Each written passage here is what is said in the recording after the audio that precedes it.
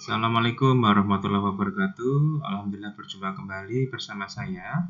Kali ini saya akan berbagi materi ya terkait dengan komunikasi dalam jaringan pada mata pelajaran simulasi dan komunikasi digital. Ini saya ambil dari modulnya Simolek Bapak Ibu ya. Bagi adik-adik yang saat ini sedang belajar terkait dengan materi simulasi dan komunikasi digital, silahkan ini bisa menjadi referensi ya, khususnya bagi adik-adik yang saat ini sedang mempersiapkan diri di dalam tes ya. Yang pertama adalah komunikasi dalam jaringan. Adik-adik semuanya bisa melihat di sini ya. Pertama adalah terkait dengan pengertian komunikasi ya. Komunikasi telah digunakan sejak manusia pertama diturunkan ke bumi. Para ahli memaknai komunikasi adalah sebagai berikut. Komunikasi adalah proses penyampaian pikiran atau perasaan oleh seseorang kepada orang lain ya, dengan menggunakan lambang-lambang yang bermakna bagi kedua pihak. Dalam situasi tertentu, komunikasi menggunakan media tertentu untuk mengubah sikap atau tingkah laku seseorang atau sejumlah orang sehingga ada efek tertentu yang diharapkan. Ini menurut Effendi ya, tahun 2000, kemudian ini mungkin halaman 13. Kemudian terkait dengan komunikasi ya, ini ada rangkumannya. Komunikasi terjadi jika saya berbicara, Anda mengerti, dan sebaliknya jika Anda berbicara, saya mengerti. Kemudian beberapa fungsi dari komunikasi, yang pertama adalah sebagai informasi, sebagai kendali, sebagai motivasi, sebagai pengungkap emosional. Kemudian jenis komunikasi ada dua ya. Yang pertama adalah komunikasi lisan atau verbal, yaitu komunikasi dengan menggunakan kata-kata, baik hal itu diucapkan maupun ditulis. Yang kedua, komunikasi nirkata atau nonverbal, yaitu komunikasi menggunakan bahasa tubuh, bahasa gerak atau isyarat ya, gestur atau gambar. Kemudian kita langsung masuk ke komunikasi dalam jaringan. Jadi komunikasi dalam jaringan adalah cara berkomunikasi di mana penyampaian dan penerimaan pesan dilakukan dengan atau melalui jaringan internet. Komunikasi yang terjadi di dunia komunikasi yang terjadi di dunia semu tersebut lazim disebut komunikasi di dunia maya ya, atau cyberspace. Kemudian perkembangan komunikasi daring dimulai pada tahun 1060-an ya Bapak Ibu ya. Kemudian kita masuk ke keunggulan. Keunggulan dan kelemahan komunikasi dalam jaringan, yang pertama adalah keunggulan ya. Keunggulan yang pertama adalah dapat dilakukan kapan saja, di mana saja.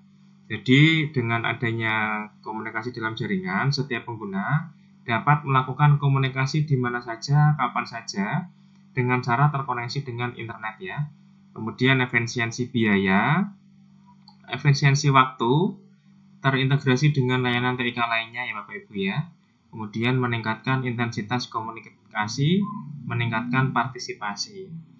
Kemudian selain keunggulan, komunikasi dalam jaringan juga memiliki beberapa kelemahan ya, antara lain tidak mewakili emosi pengguna. Intonasi bicara, raut muka, gerak tubuh merupakan hal yang relatif sulit untuk dipahami ketika melakukan komunikasi dalam jaringan. Kemudian yang kedua, memerlukan perangkat khusus dalam pelaksanaannya. Komunikasi dalam jaringan memerlukan adanya hardware ya, dan software. Kemudian terlalu banyak informasi yang tidak penting ya dalam komunikasi daring. Seringkali informasi yang didapat masih terlalu banyak sehingga membuat bingung si pengguna. Kemudian menyita konsentrasi. Melakukan komunikasi daring tidak pada tempat dan waktu yang tepat dapat mengabaikan atau menunda hal lain ya, bahkan membahayakan orang lain maupun diri sendiri. Kemudian jenis komunikasi dibagi menjadi dua. Yang pertama adalah komunikasi daring sinkron ya, atau serempak. Yaitu komunikasi daring serempak atau komunikasi daring sinkron adalah komunikasi menggunakan komputer sebagai media yang terjadi secara serempak ya, waktu nyata atau real time. Contoh komunikasi sinkron adalah text chat Bapak Ibu ya, video chat dan sebagainya. Kemudian yang kedua adalah komunikasi daring ya, atau asinkron tidak serempak, yaitu komunikasi menggunakan perangkat komputer dan dilakukan secara tunda ya Bapak Ibu ya, artinya tidak bisa langsung mendapatkan respon ya, atau tidak real time. Demikian Bapak dan Ibu. Kemudian di sini ada komponen pendukung komunikasi dalam jaringan.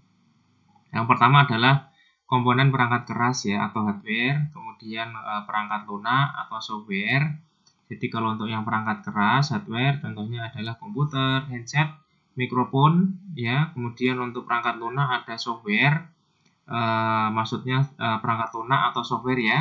Contohnya adalah Skype, Google Plus, dan sebagainya.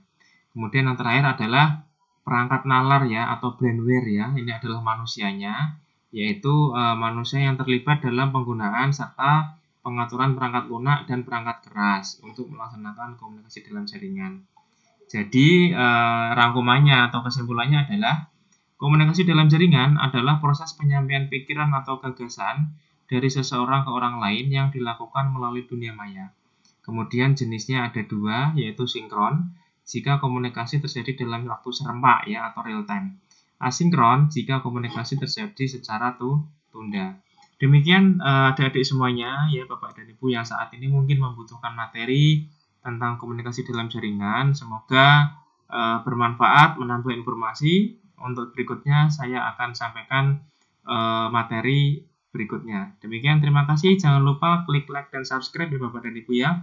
Klik loncengnya agar terus mendapatkan informasi terbaru dari saya seputar dunia pendidikan. Terima kasih. Assalamualaikum warahmatullahi wabarakatuh.